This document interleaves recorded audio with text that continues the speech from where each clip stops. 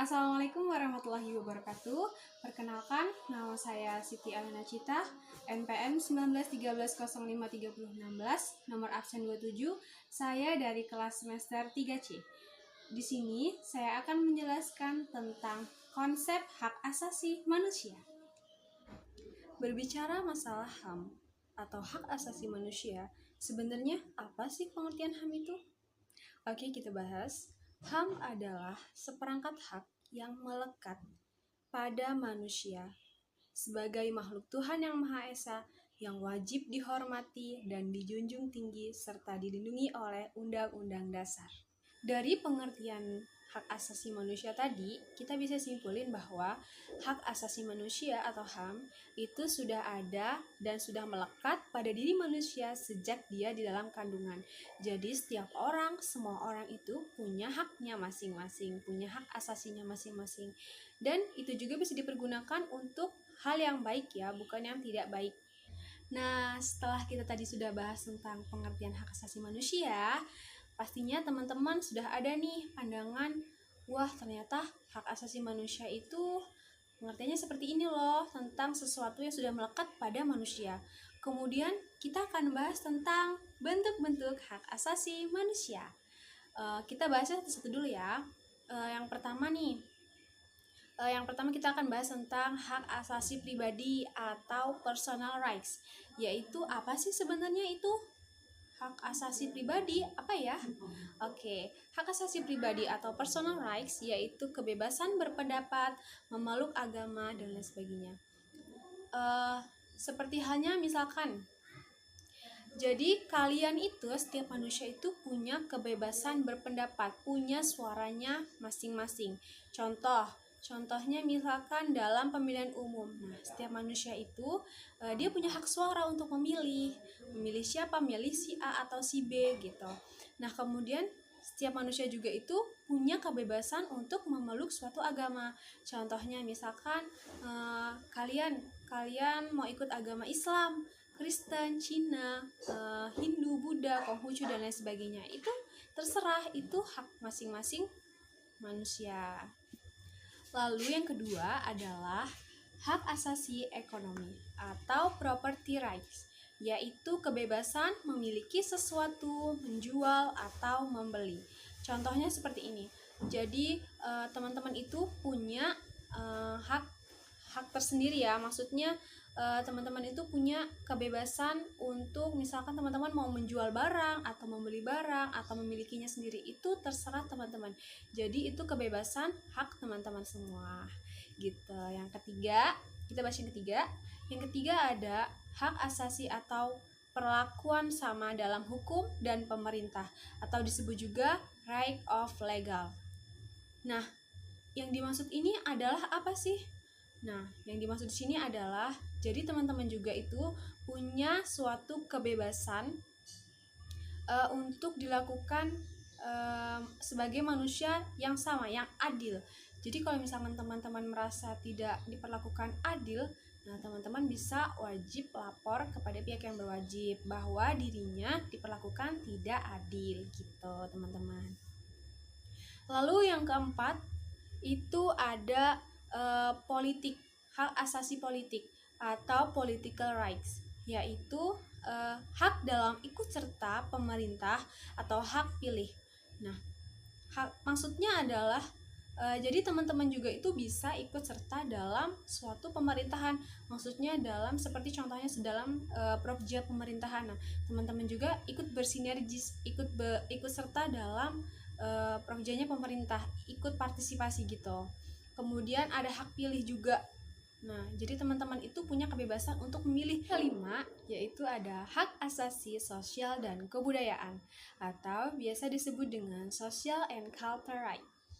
Dan yang keenam, yaitu ada hak asasi peradilan dan perlindungan atau disebut dengan procedural rights. Nah, setelah kita tadi membahas tentang bentuk-bentuk HAM, selanjutnya kita akan bahas tentang instrumen HAM yang ada di Indonesia. Nah, kita akan bahas dari yang pertama dulu ya. Yang pertama adalah Pancasila. Kenapa Pancasila dijadikan sebagai instrumen HAM di Indonesia? Karena nilai yang terkandung dalam Pancasila, terutama dalam 5 sila, itu merupakan sebuah rujukan yang dijadikan sebagai pengembangan hak asasi manusia. Gitu teman-teman. Nah, untuk selanjutnya yang kedua yaitu ada Undang-Undang Dasar 1945. Kenapa ya dijadikan sebagai instrumen HAM di Indonesia? Karena dalam Undang-Undang Dasar itu sudah tertera bahwa sesungguhnya kemerdekaan itu ialah hak segala bangsa, dan oleh sebab itu maka penjajahan di atas dunia harus dihapuskan karena tidak sesuai dengan pri kemanusiaan dan pri keadilan. Nah, itu sudah jelas banget ya teman-teman, kalau di dalam undang-undang tersebut bahwa dalam kehidupan berbangsa dan bernegara, semua bangsa itu menginginkan kemerdekaan dan adanya kebebasan tanpa membeda-bedakan agama, suku, etnis, dan golongan. Nah, jadi kita tetap Bhinneka Tunggal Ika, berbeda-beda tetapi tetap satu. Gitu teman-teman. Nah, lalu ada lagi yang ketiga, yaitu tentang ketetapan MPR nomor 17 garing MPR garing 1998. Terus dalam ketetapan ini sudah sah banget, mutlak banget tentang hak asasi manusia ya teman-teman. Lalu yang keempat itu ada Undang-Undang nomor 39 tahun 1998 tentang HAM juga. Nah, di situ dalam undang-undang itu mengatur tentang kewajiban dan tanggung jawab pemerintah dalam penegakan hak asasi manusia. Lalu yang kelima ada Undang-Undang nomor 26 tahun 2000, itu tentang HAM, yaitu berisikan tentang pengharapan suatu negara akan terwujudnya pengadilan HAM yang digunakan dalam pengaturan penyalahgunaan HAM berat. Maksudnya hak asasinya itu dalam tingkat yang lebih berat gitu. Lalu yang terakhir ada perundang-undangan lain yang menyangkut tentang hak asasi manusia juga. Setelah kita bahas tentang instrumen hak asasi manusia yang ada di Indonesia, sekarang kita bahas tentang lembaga perlindungan hak asasi manusia yang ada di Indonesia. Kita bahas pertama dulu ya.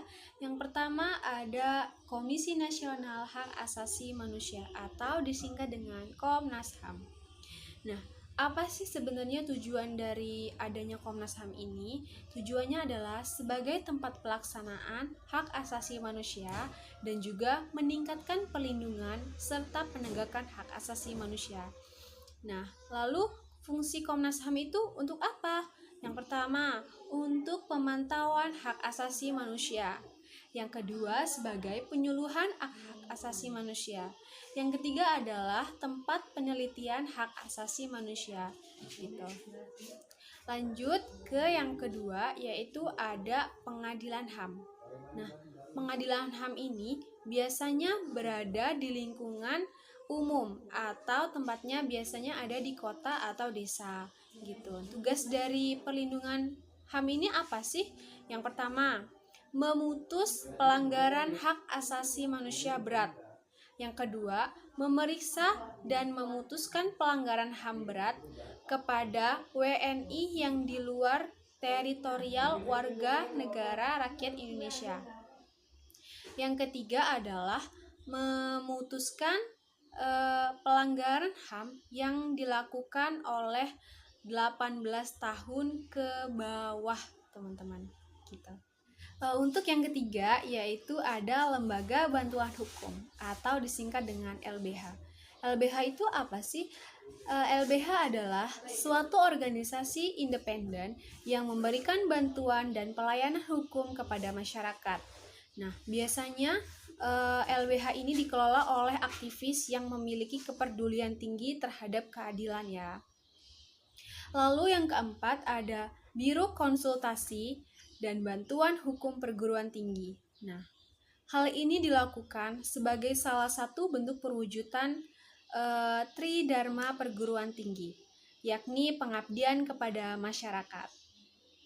Yang kelima ada upaya penegakan hukum yang dimulai dari lingkungan sekitar, warga, masyarakat, keluarga, sekolah, dan lain sebagainya.